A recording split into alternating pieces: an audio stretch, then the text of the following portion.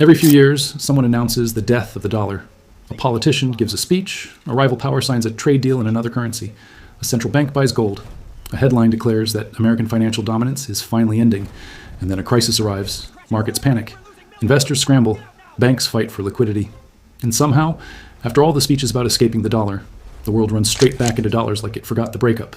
The mainstream media tells you this proves the dollar is strong, that America is strong, that the critics were wrong, that narrative is carefully constructed, and it is hiding something. The dollar is not surviving because it is healthy. It is surviving because it is a trap, a system so deeply embedded in the architecture of global finance that escaping it causes more immediate pain than staying inside it. And the cost of maintaining that trap, the cost of keeping the entire global debt machine running, is not paid by governments. It is not paid by central banks. It is not paid by the institutional investors who understand exactly what the system is doing. It is paid by you, through a mechanism you were never taught to recognize, through the slow, persistent, mathematically inevitable erosion of your purchasing power. That is what this video is actually about. The Nixon Shock and the illusion of safety. To understand what the dollar has become, you need to understand what it stopped being.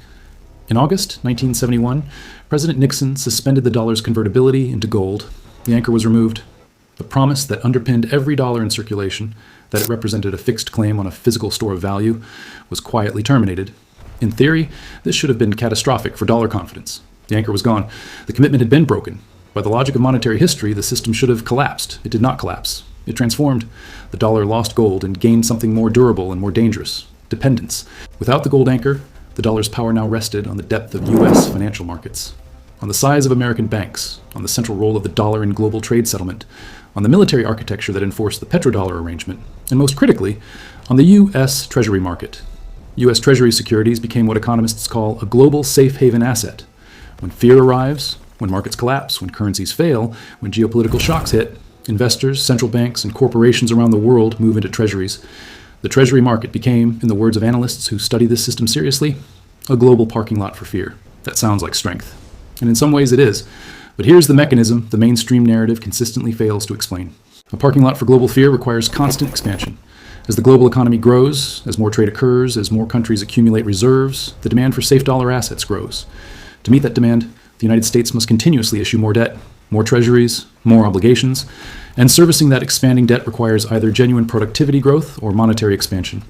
When monetary expansion fills the gap, as it increasingly does, the cost of that expansion is distributed across everyone holding dollars, not as a line item, not as a visible charge, as inflation, as the quiet compounding arithmetic of a dollar that buys slightly less this year than it did last year. The system did not end the cost of losing the gold anchor. It transferred that cost from governments onto the savings and wages of the working population. The transfer is still running. Stage 1. The exorbitant privilege. In the 1960s, French President Charles de Gaulle described America's position in the global monetary system as an exorbitant privilege. The phrase was accurate then. It remains accurate now, and its full implications have never been honestly explained to the people paying for it. When you control the currency the rest of the world needs for trade and reserves, you can run deficits that would destroy any other nation's currency. You can spend beyond your means on wars, on bailouts, on political commitments, and defer the consequence because global demand for your currency absorbs the excess. The consequence is not eliminated, it is transferred. And it is transferred through the inflation that monetizing those deficits eventually produces. Every quantitative easing program, every emergency bailout, every expansion of the Federal Reserve's balance sheet that was justified as necessary to save the system, each one injected additional dollars into a system already under monetary pressure. The financial institutions that received that liquidity first spent it into an economy where prices had not yet adjusted. By the time the monetary expansion reached ordinary consumers, and grocery prices, and rent, and energy costs, the purchasing power cost was already embedded. This is the invisible tax, not voted on, not announced, not appearing on any government statement as a line item. It is structural inflation, built into a system that requires continuous monetary expansion to maintain itself. And it falls most heavily on the people holding the most dollars with the fewest alternatives. That is not the institutional investor with access to inflation-protected assets. That is the middle-class household with a savings account and a paycheck. Stage 2. The sanctions boomerang. In 2022, following Russia's invasion of Ukraine, Western governments froze a substantial portion of the Russian central bank's foreign currency reserves. The Western public largely cheered. The smart money quietly panicked. Not because of sympathy for Russia, because of the signal the action sent to every other central bank holding dollar reserves. Reserves, the sovereign savings of nations, accumulated over decades through trade surpluses and careful monetary management, could be frozen. could be made politically inaccessible, could be transformed from neutral financial assets into leverage in a geopolitical dispute. For countries already navigating difficult relationships with Washington, China, India, significant portions of the global south, the message was unmistakable. If your reserves are stored in assets controlled or influenced by a rival power, they are not safely yours, they are conditionally yours. The response was not dramatic. It was quiet, systematic, and ongoing. Central bank gold purchases hit their highest levels since the 1960s in 2022 and 2023. The buyers were not Western institutions. They were the central banks of China, India, Turkey, Poland, and Singapore. Institutions methodically reducing their exposure to dollar-denominated reserves and increasing their holdings of an asset that cannot be frozen, sanctioned, or politically redirected. Bilateral trade agreements settling transactions in local currencies, yuan, rupees, dirhams, expanded across emerging market relationships.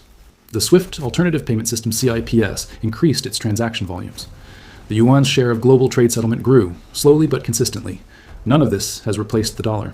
The dollar's share of global foreign exchange reserves, while declining from its peak, remains at approximately 58% as of 2024. The alternatives remain fragmented, less liquid, and less trusted in crisis conditions. But here is the mechanism that connects this to your purchasing power. Every percentage point of global reserve demand that shifts away from dollars is 1 percentage point fewer foreign buyers absorbing American monetary expansion. The dollars that are no longer needed for foreign reserves do not disappear. They return to the domestic economy. They chase American goods and services. Prices rise. The weaponization of the dollar did not strengthen the dollar system's long-term position. It accelerated the timeline of its own erosion. And when global demand for dollars declines even modestly, the inflation that previously was exported comes home. Stage 3, the golden lifeboat. While the financial media maintains that de-dollarization is overblown, that the dollar remains supreme and the critics are wrong, a specific and highly informed group of institutions is behaving very differently from what they are publicly saying. Central banks are buying gold at the fastest sustained pace in 60 years. These are not retail investors making emotional decisions. They are sovereign institutions with the most sophisticated economic research capabilities on Earth, managing reserves on behalf of entire nations, operating on multi-decade time horizons. They are not buying gold because they think it will spike next quarter. They are buying gold because they are positioning for a monetary environment where the dollar's reserve share is lower than it is today, where alternative settlement systems are more developed than they are today, and where the inflation dynamics of the current system have played out further than they have today. The elite institutions that design and operate the global financial system are preparing for a multipolar monetary world.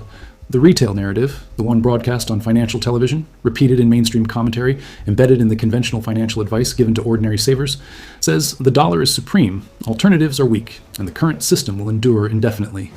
The sovereign institutions buying gold in record quantities are not listening to that narrative. They are the ones writing the next chapter. The asymmetry between what is being publicly stated and what is being privately executed is the most important signal in the current global monetary environment. And almost nobody in mainstream financial media is explaining it clearly to the people most affected by it. You are standing at a specific moment in monetary history. The system is not collapsing. Collapse is the wrong frame.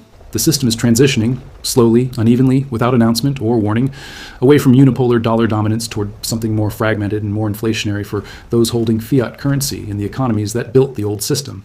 The institutions that understand this are accumulating real assets, hard commodities, productive land, gold, things whose value is not contingent on the health of any single currency or the continued functioning of any single monetary architecture.